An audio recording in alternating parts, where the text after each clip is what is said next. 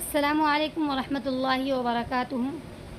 معزز سامعین کرام، آج کا جو ہمارا ایپیسوڈ ہے، اس ایپیسوڈ میں ہم بیان کرنے والے ہیں یوم عاشوراء کی فضیلت، یعنی یوم عاشوراء کسے کہتے ہیں، یہ یوم عاشوراء کا روزہ کیوں رکھتے ہیں، یا کہ یوم عاشوراء میں اگر کوئی انسان اپنی بیوی یا کہ بچوں پر کچھ خرچ کرے تو حدیثوں میں اس کی کیا فضیلت آئی ہے۔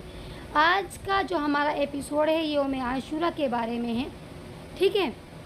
تو اگر آپ کو اس کے علاوہ ہم سے کوئی مسائل وغیرہ معلوم کرنے ہو تو ہمیں کومنٹ باکس میں لکھ کر بھیجیں، یا کوئی اور بھی دینی بات معلوم کرنی ہو تو کومنٹ باکس میں لکھ کر بھیجیں، انشاءاللہ جواب دینے کی پوری کوشش کی جائے گی۔ اس کے علاوہ دینی باتوں کو شیئر کرنا صدقہ جاریہ ہے، آپ زیادہ سے زیادہ ہماری ویڈیو کو شیئر کریں اور چینل کو سبسکرائب ضرور کریں۔ تو سب سے پہلے ہم بات کر لیتے ہیں کہ یوم عاشوراء کہتے کسے ہیں۔ تو یوم عاشوراء کیا ہیں؟ 10 محرم الحرام، ٹھیک ہے، یعنی اسلامک سال کا جو پہلا مہینہ ہوتا ہے محرم الحرام، اسی کی جو 10 تاریخ ہوتی ہے اسی کو یوم عاشوراء کہا جاتا ہے۔ تو اب سوال یہ ہوتا ہے کہ یوم عاشوراء میں ہم روزہ کیوں رکھتے ہیں، ٹھیک ہے۔ تو یوم عاشوراء کے روزہ رکھنے کی وجہ یہ بیان کی جاتی ہے کہ جب آپ علیہ الصلوۃ والسلام مدینہ منورہ تشریف لے کر آئیں تو وہاں پر انہوں نے دیکھا کہ یہودی جو ہیں وہ 10 محرم الحرام کا روزہ رکھتے ہیں۔ آپ علیہ الصلوۃ والسلام نے ان سے دریافت کیا کہ آج کا روزہ جو ہے 10 محرم الحرام کا روزہ تم کیوں رکھتے ہو؟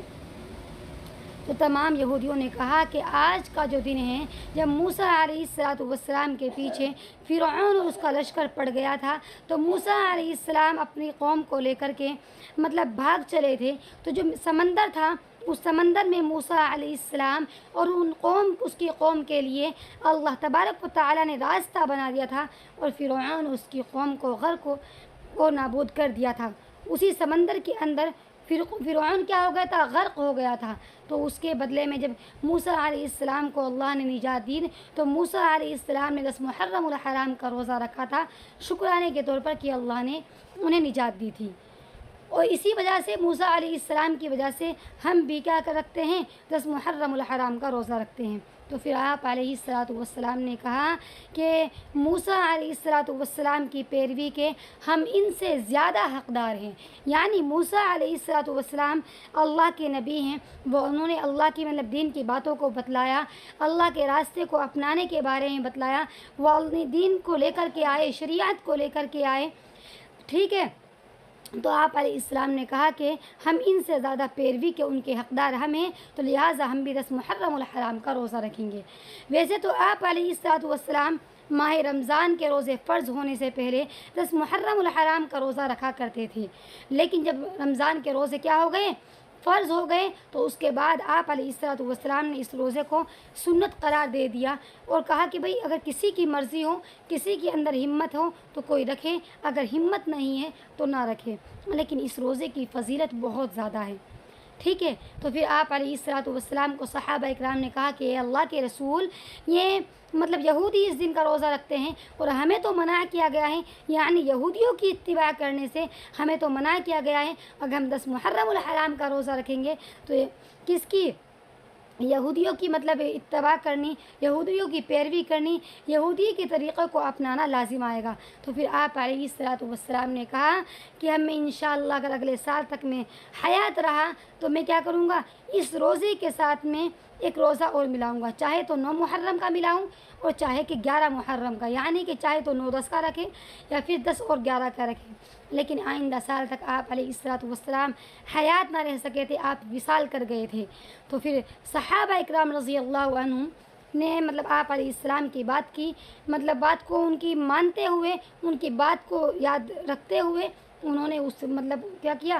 اگلے سال سے کسی نے تو 9 اور 10 کا رکھا، کسی نے 10 اور 11 کا رکھا، یعنی اس کے ساتھ میں کوئی دوسرا روزہ ضرور ملایا، اور آج جو ہم لوگ رکھتے ہیں اسی وجہ سے ہم تمام امت مسلمہ یعنی انہی کی پیروی کرتے ہوئے، انہی کی اپنے اصحاب کی اتباع کرتے ہوئے کیا رکھتے ہیں؟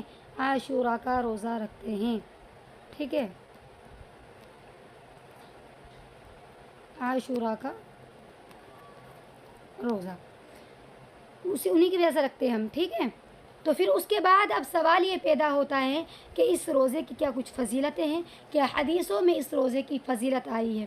تو اس کے بارے میں سب سے بڑی جو اس کی بات ہے، سب سے بڑی جو اس کی فضیلت ہے وہ یہی ہے کہ اللہ تبارک و تعالی اس روزے کے رکھنے کے بدلے اپنے بندوں کے پچھلے 1 سال کے گناہ معاف فرما دیتے ہیں۔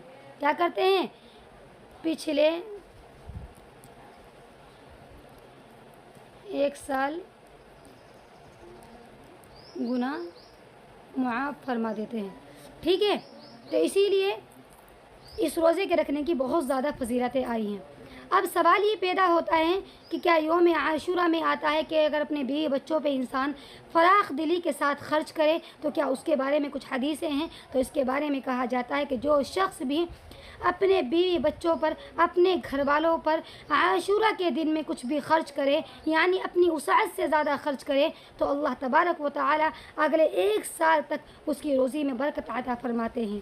یعنی مطلب یہ کہ اپنے اہل و عیال کو کچھ اچھا کھلائیں عاشورہ کے دن، کیونکہ کہا جاتا ہے کوئی انسان اگر مطلب چٹنی سے کھا رہا ہے تو اپنے بیوی بچوں کو سبزی کھلائیں، سبزی اگر کھا رہا ہے تو گوشت وغیرہ کھلائیں، اگر اس سے زیادہ مطلب پھل وغیرہ کا اہتمام کریں، کیونکہ اس دن اگر اپنے بچوں پر، اپنے اہل و عیال پر انسان خرچ کرے گا تو اللہ تبارک نے حدیثوں میں آتا ہے، آپ علیہ السلام نے فرمایا کہ اللہ تبارک و تعالی اگلے 1 سال تک اس کی روزی میں برکت عطا فرما دیتے ہیں اور اللہ تعالی اس کے رزق میں فراخی کرتے ہیں، ٹھیک ہے۔